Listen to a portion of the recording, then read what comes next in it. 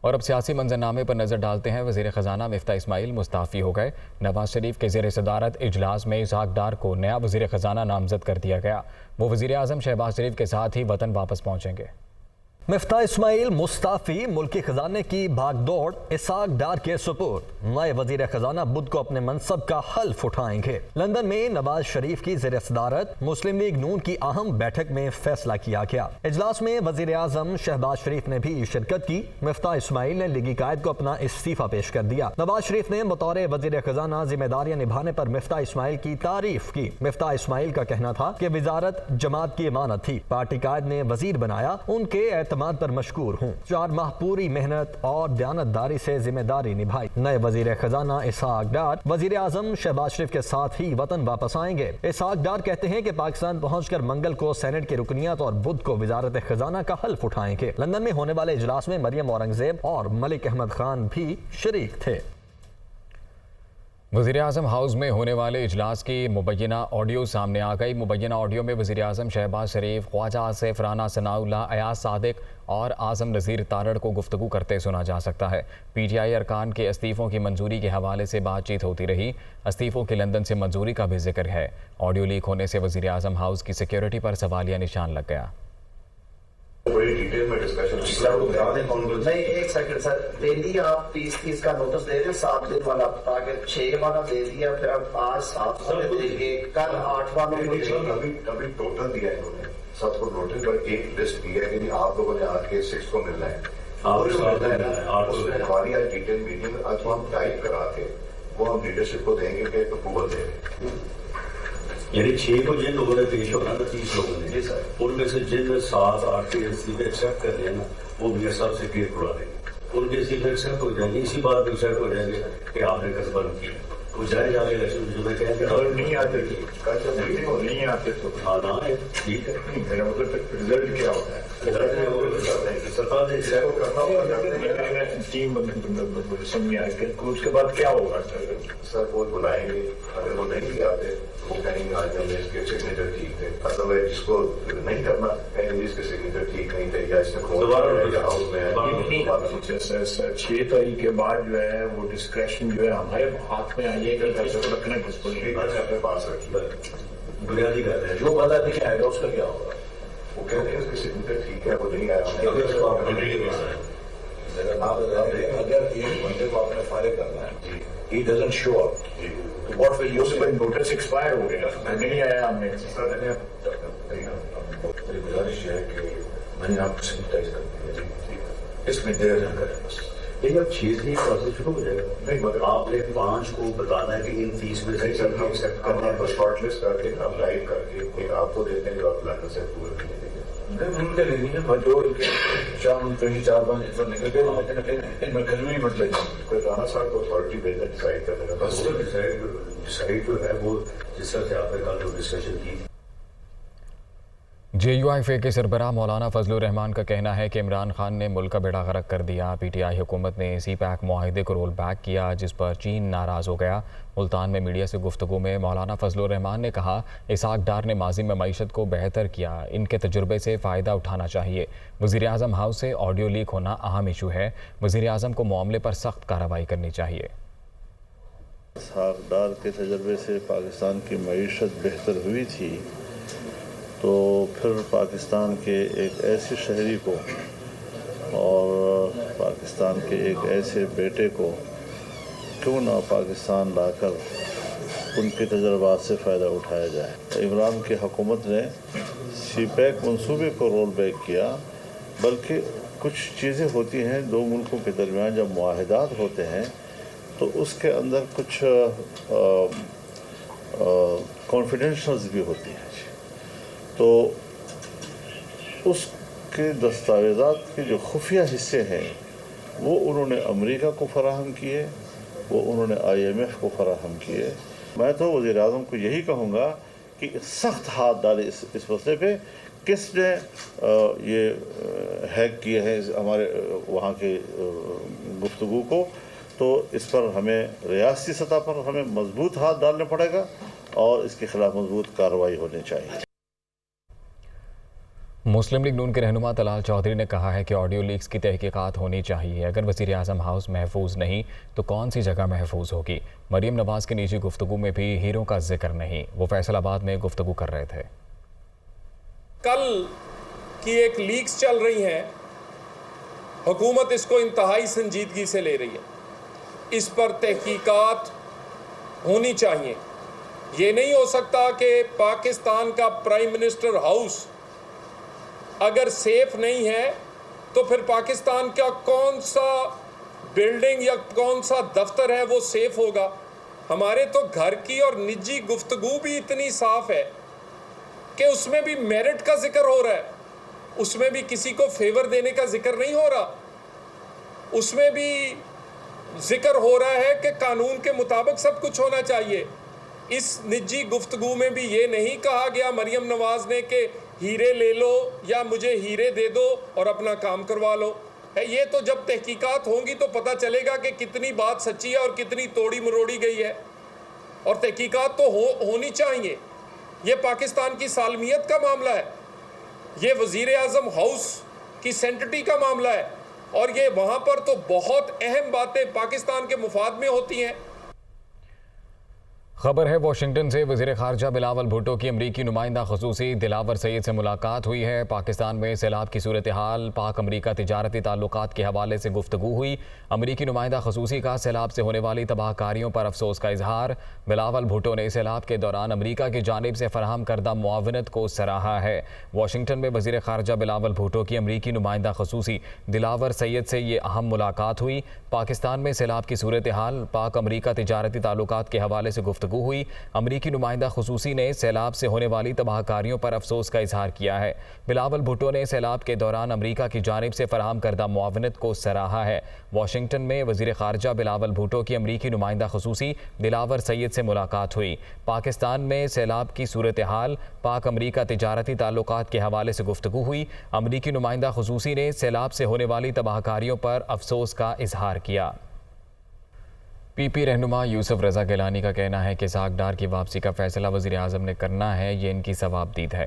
ملتان میں میڈیا سے گفتگو میں یوسف رضا گیلانی نے کہا کہ دوسروں کی وکٹیں گرانے کے دعوے کرنے والے عمران خان اپنے خلاف عدم اعتماد کے وقت وکٹیں اٹھا کر بھاگ گئے تھے. دیکھیں، یہ پریروگیٹو وزیر اعظم کا ہے اور ان کی جماعت کا ہے، کیونکہ اس وقت جو ڈرائیونگ سیٹ پر ہیں وہ مسلم لیگ نواز کے وزیر اعظم ہیں اور یہ ان کی ثوابدید ہے. ان کی تو اپنے وکٹس تو لے کر بھاگ گئے تھے. وہ جب ان کے خلاف عدم اعتماد آیا تھا تو وہ کہتے تھے میں لاسٹ بال تک کھیلوں گا، اور مجھے یاد ہے کہ میں اسپیکر باکس میں بیٹھا تھا اور ہم دیکھ رہے تھے کہ یہ لاسٹ بال تک کھیلیں گے یا نہیں کھیلیں گے، اور انہوں نے صرف یہی کہہ دیا یہ سب غدار تھے، اور ہم جو ہیں ہم عدم اعتماد میں اور الیکشن میں حصہ نہیں لیتے، اور وہ تو وکٹیں لے کر خود بھاگ گئے تھے. وفاقی وزیر احسن اقبال کہتے ہیں کہ عمران نیازی کی انتقامی سیاست نے ملک تباہ کر دیا. پی ٹی آئی نے 4 سال چور چور کی گردان کے سوا کچھ نہیں کیا. جھوٹے مقدمات بنانے والوں کو آج منہ کی کھانا پڑ رہی ہے. نارووال میں خطاب کرتے ہوئے انہوں نے کہا پاکستان کو معاشی غلامی میں دھکیلنے والوں کی جانب سے حقیقی آزادی کا نعرہ صرف لطیفہ ہے. عمران نیازی نے پچھلے 5 سالوں سے جھوٹ بول بول کے چور ڈاکو کی تسبیح پڑھ کے جو بہتان بازی کی، جو کردار کشی کی سیاست کی، اس کی دنیا میں کوئی مثال نہیں ملتی. جب دنیا پاکستان کی مدد کرنا چاہتی ہے تو عمران نیازی اور اس کی جماعت پوری دنیا کو سوشل میڈیا پر یہ کہہ رہے ہیں کہ پاکستان کی مدد نہ کریں. نارووال سپورٹ سٹی کے اس مقدمے نے ثابت کر دیا ہے کہ عمران نیازی نے جھوٹ کے اوپر ہمارے خلاف مقدمے بنائے. جو حشر اس منصوبے کا ہوا ہے وہی حشر آج پاکستان کا ہوا ہے. معاون خصوصیت عطا اللہ تارڑ نے کہا ہے کہ آڈیو ٹیپ وزیر اعظم کے کامیاب دورے سے توجہ ہٹانے کی سازش ہے جس میں تحریک انصاف کا ہاتھ ہے. عطا اللہ تارڑ کا کہنا تھا کہ معاملے کی تحقیقات کی جا رہی ہے کہ کیسے آڈیو ٹیپ کی جا رہی ہے اور ان میں کون کون ملوث ہے.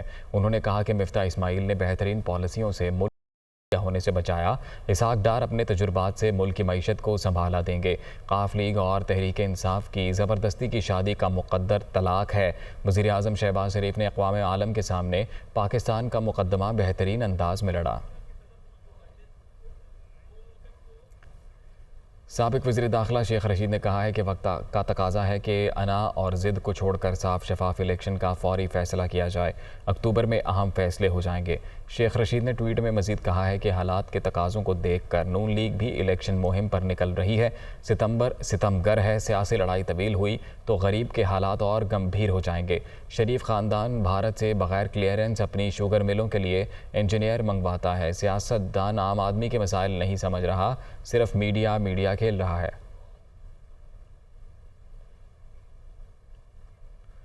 وزیر اعلیٰ پنجاب چودھری پرویز الہی نے کہا ہے کہ اسحاق ڈار پر کیس ختم نہیں ہوئے، وہ پاکستان نہیں آ سکتے۔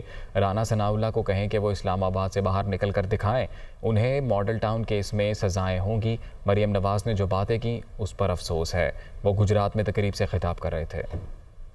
بی بی نے جو گفتگو کرتے وقت جو لیکس ہوئی ہیں ان کی آڈیو ان کی زبان میں، ایک تو انہوں نے میرے بارے میں جو الفاظ استعمال کیے ہیں، میں نے تو اس خاندان کی بڑی خدمت کی ہے، لیکن مجھے افسوس ہوا کہ ان کی اصلیت مجھے تو پتہ لگ گئی تھی، اسی وجہ سے میں عمران خان صاحب کے ساتھ گیا تھا اور مونس کو بھی۔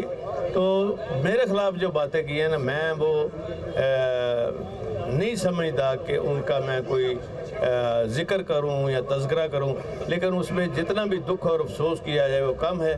اور لیکن ایک چیز کا فائدہ ہوا ہے کہ ان کی اصلیت کا ہمیں تو پتہ تھا، اب لوگوں کو پتہ چل گیا جو ان کے ساتھ بھی ہیں۔ وزیر داخلہ پنجاب کا کہنا ہے کہ عمران خان یا کسی بھی سیاسی جماعت کے احتجاج کی صورت میں صوبے میں امن و امان کے مسائل پیدا ہو سکتے ہیں۔ اگر کال آئی تو پنجاب میں بھی زیادہ پولیس نفری کی ضرورت ہوگی، ہو سکتا ہے سندھ یا بلوچستان سے اہلکار بلانا پڑے۔ کرنل ریٹائرڈ ہاشم ڈوگر کا کہنا تھا کہ اسلام آباد پولیس بھیجنے کا فیصلہ صوبائی کابینہ کرے گی۔ وہ فیصل آباد میں گفتگو کر رہے تھے۔ ہمیشہ سے ہی پنجاب گورنمنٹ وفاق کے ساتھ کوآپریٹ کرتی رہی ہے جب بھی ضرورت ہے۔ ہمارا اب ایشو یہ ہے کہ اگر کوئی ایسی کال ہوتی ہے ایک پرامن احتجاج کی، وہ عمران خان صاحب دیں، یا ہو سکتا ہے جس طرح مہنگائی جا رہی ہے، مجھے لگتا ہے کہ تھوڑے دنوں میں ہو سکتا ہے مریم نواز بھی وفاقی حکومت کے خلاف کال دیں، تو ہمیں پولیس پنجاب کی چاہیے یہاں پہ لا اینڈ آرڈر مینٹین کرنے کے لیے۔ ہم یہ تو نہیں کر سکتے کہ ہم ساری پنجاب پولیس اسلام آباد میں بھیج دیں اور یہاں پہ جو ہے وہ تھانے خالی ہو جائیں یا آپ کی روڈز ویکنٹ ہو جائیں۔ اگر عمران خان صاحب کی کال آتی ہے تو مجھے یہ توقع ہے کہ بہت زیادہ لوگ شدت سے جو ہم جلسوں میں دیکھ رہے ہیں، تو اس ٹائم پہ لا اینڈ آرڈر مینٹین کرنا، روڈز کو مینٹین کرنا، سیکیورٹی مینیج کرنا، وہ کس کا کام ہے؟ ہو سکتا ہے ہمیں اضافی نفری مانگنی پڑے سندھ سے یا بلوچستان سے، تو یہ تو جب وقت آئے گا۔ دوسرا، ابھی تک ہمیں کوئی لیٹر ہی موصول نہیں ہوا۔ رانا ثناء اللہ صاحب خود ہی بولتے ہیں، خود ہی پریس کانفرنس کر دیتے ہیں، میرے پاس ایز اے وزیر داخلہ ابھی تک رائٹنگ میں کچھ چیز آئی نہیں ہے۔ دوسرا، یہ میرا کام نہیں ہے، جب ان کی طرف سے کوئی ریکویسٹ آئے گی تو دس ول گو ٹو دا کیبنٹ اس پہ اپروول دے گی۔ اگر کیبنٹ کہتی ہے کہ ہاں جسٹیفائڈ ہے تو پولیس چلی جائے گی، اس میں کوئی ایسا ایشو نہیں۔ مشیر اطلاعات پنجاب عمر سرفراز چیمہ نے کہا ہے کہ شریف خاندان ہمیشہ اپنے کاروباری مفادات کو ریاستی مفادات پر ترجیح دیتا ہے۔ ایک بیان میں عمر سرفراز چیمہ نے مزید کہا ہے کہ شریف خاندان ملک کی سلامتی اور دفاع کے ساتھ ہمیشہ سے کھلواڑ کرتا آیا ہے۔ کئی مواقع پر نون لیگ رہنما دشمن کے ہمنوا بنے۔ بھارت کے ساتھ کاروباری مراسم رکھنے والے شریف خاندان کی حکومت ملک کی سلامتی کے شدید خطرہ ہے۔ قوم دیکھ رہی ہے کہ شریف خاندان کیسے اقتدار کو لوٹ مار کے لیے استعمال کرتا ہے۔ افسوس تو یہ ہے کہ ثابت شدہ کرپٹ لٹیرے گینگ کو پھر زبردستی ملک اور قوم پر مسلط کر دیا گیا ہے۔ Army chief general Qamar Javed Bajwa سے دبئی پورٹ ورلڈ کے چیئرمین کی ملاقات، سیلاب کی تباہ کاریوں، امدادی کوششوں اور بحالی کے امور پر تبادلہ خیال کیا۔ شیخ سلطان نے آرمی ریلیف فنڈ میں $25 لاکھ کا عطیہ بھی دیا۔ ISPR کے مطابق جنرل قمر جاوید باجوہ سے ملاقات میں شیخ سلطان نے سیلاب سے متاثرہ علاقوں میں پاک فوج کی امدادی کوششوں کو سراہا۔ اس موقع پر گفتگو کرتے ہوئے انہوں نے کہا کہ متحدہ عرب امارات اور اس کی قیادت مشکل کی اس گھڑی میں پاکستانی عوام کے ساتھ کھڑی ہے۔ شیخ سلطان نے پاکستان کے لیے عالمی فورمز پر ماحولیاتی تبدیلیوں کے اثرات پر انصاف کے لیے آواز بلند کرنے کا عزم بھی دہرایا۔ Army chief general Qamar Javed Bajwa نے پاکستان کی بروقت حمایت پر شیخ سلطان کا شکریہ ادا کیا۔ सैलाब से मुतासर इलाकों में आर्मी एविएशन हेलीकॉप्टर्स ने अब तक 619 परवाज़ों से 4,659 अफराद को मुंतकिल किया।